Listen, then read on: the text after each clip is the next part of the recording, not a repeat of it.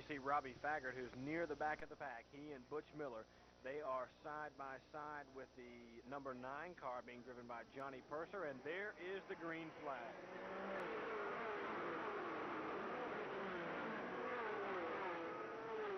Big lead right away for the Jeff Purvis machine, the number 15 car. The car right behind him, 98, driven by Jody Ridley, is apparently a lap down.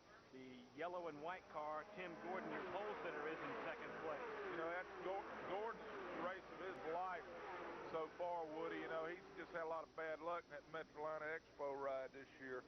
First race, he was 4 laps away from finishing 4th, hit the wall up here in turn 1. Second race this year, it was almost a repeat, but he hit the wall. Something, A-frame broke on him again in turn 2. Since then, he struggled, and I know he's got to be a happy young man just to be up there fighting with the leaders.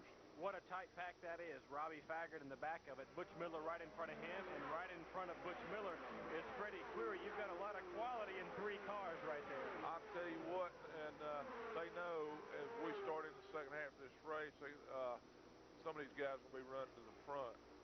Jody Ridley now looks like he's ready to try to get his lap back from Jeff Purvis. He's trying to challenge him to get back on the lead lap. Doesn't look like he's ready to do it right now, but Butch Miller, Robbie Faggart, Freddie Query all moving up through the field now as your leader comes across the stripe to put 81 laps in the books. You know, Woody, we talked a lot about Jody Ridley there in the 98 car being a short track leader and everything, but you know, I did a little research on him, found out I did not know that he was the Winston Cup Rookie of the Year in 1980.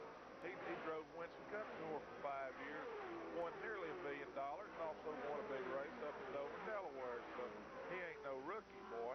Absolutely not, and neither are some of these other guys like Rich Bickle Jr., the national short track champion, has now moved up into second place in that number 45 car, or take that back, the number 2 car, Robert Powell, has moved up into second place. Then the number 2 car of Robert Powell, the number 4 car of Tim Gordon, the number 44 car of Andy Thurman, all those cars jostling for positions now as you see the big pack coming out of turn number 4, taking the stripe. 84 laps in the book. Now the challenge is complete.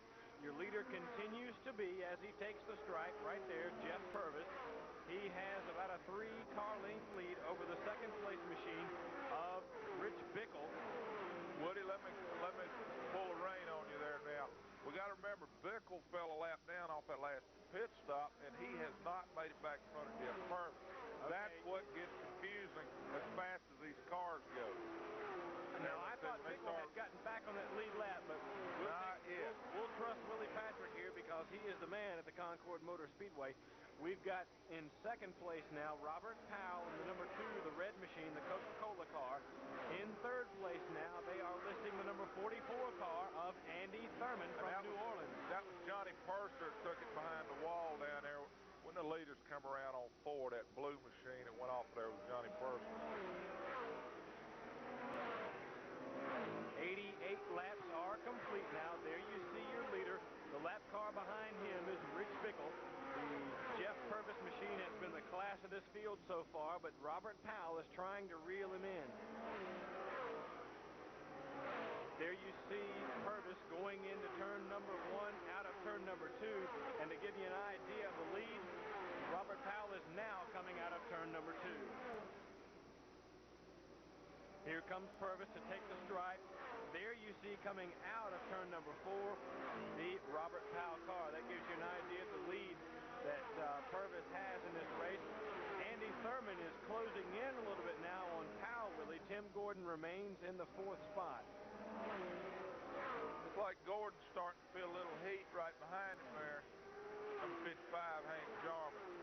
Hank Jarman has moved up into that 5th spot. Right behind him is the number 70 car. That is a lap car. He was in that earlier collision. The number 55 Hank Jarman machine. In 6th place now is the number 52 car being driven by Doug Jackson. Number 81 Brian Mackey is in 7th, but he now gets a little loose and is facing a challenge for his position as you see the field and your leader coming out of turn 4 and across the stripe. 93 laps complete.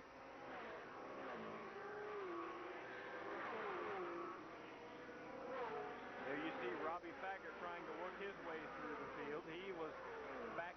quite a ways and is now having to fight his way through lap traffic, but he has moved up quite a bit. As we just talked about, Brian Mackey is in the top 10. Robbie Faggert's moved his way back into the top 10 from being on the tail end of the lead lap. And see who Robbie's pushing down there. That number 19 car is Mark Miner, and he is from Rex. That's not W-R-E-C-K-S. That's R-E-X, Georgia. King Rex. Yeah, that's Rex is in stock cars, Rex, Georgia. He's a Livonia track champion this year, and he's given an awfully good account of himself out here this year. That's the first time here at the Speedway. Robbie Faggart, at any rate, has a strong car and is trying to find the right groove to get around the Mark Miner machine. Right behind those two is the 01 car driven by Randy Renfro, the car normally driven by Jack Pennington. A lap car behind them. Then comes Freddie Query. And those cars are hanging on the tail end of the lead lap because your leader has just put 98 laps in the books, and he has a sizable lead over the rest of this field. He ain't got nothing to lose. He might as well just air it out. That's exactly what Jeff Purvis is doing. In fact, here comes your leader crossing the stripe now. He has put 99 laps in the books. To give you an idea, the second place car, Robert Powell, has just now crossed the start-finish line, so he's got more than a half-lap lead.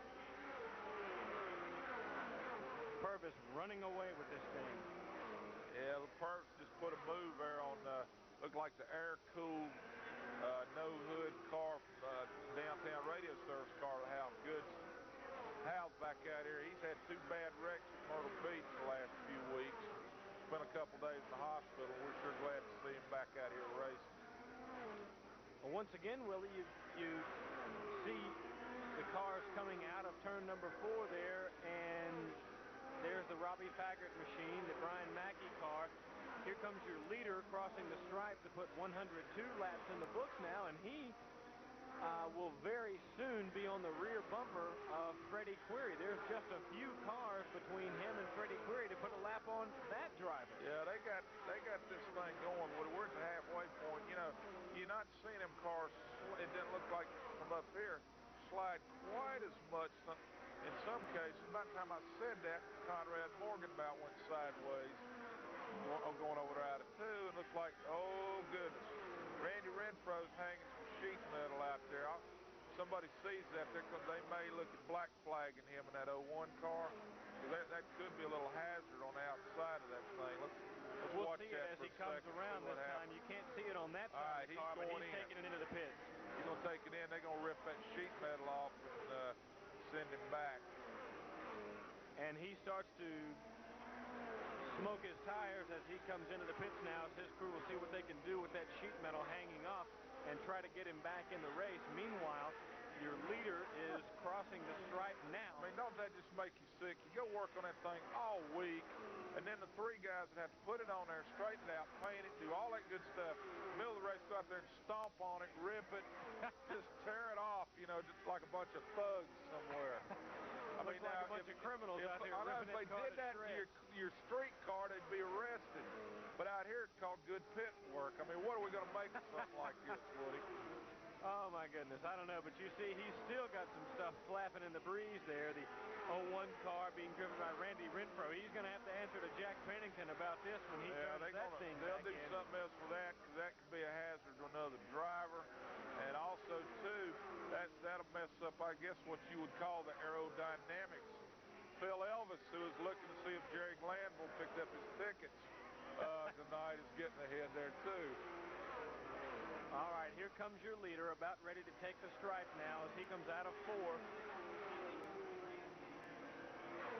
109 laps are complete in this event. Your leader continues to be Jeff Purvis. He's followed by Robert Powell and Andy Thurman. There you see Purvis about to put a lap on Freddie Query, who started on the outside pole here. I'm telling you, he's got to be surprised. That tells you Jeff Purvis has been hauling it, folks. That tells you why Jeff Purvis is getting a Winston Cup ride.